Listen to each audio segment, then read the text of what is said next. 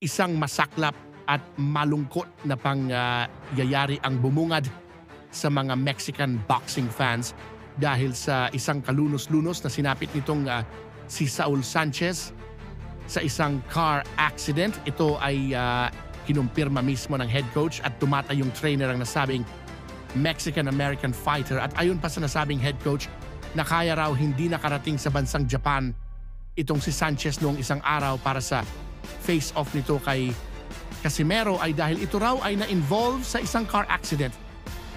Ganun pa man ay hindi pa malinaw sa ngayon kung isang major or minor car accident lamang ang natamo di umano nitong si Sanchez. Ganun pa man ay siniguro ng head coach nitong si Sanchez na hahabol na lamang sila patungong Japan sa susunod na linggo para sa nasabing face-off at promotional fight kontra Casimero. Marami tuloy ang lumalabas na mga espekulasyon mula sa Japan na scripted at fake ang nasabing car accident na gawa-gawa lamang ng kampo ni Saul Sanchez upang ma-distract at bigyan ng alalahanin itong si Casimero kung matutuloy ba o makakansela ang naturang laban nito kay Sanchez. Sa madaling salita ay batid ng head coach ni Sanchez na sa oras na matalo ang kanilang alaga ay panigurado na tuluyan ng mamamatay ang career nito sa boxing.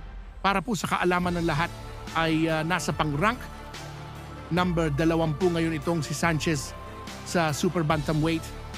Kaya kung ito ay matatalo pa ay siguradong patay ang matagal ng naghihingalo na career nito sa boxing.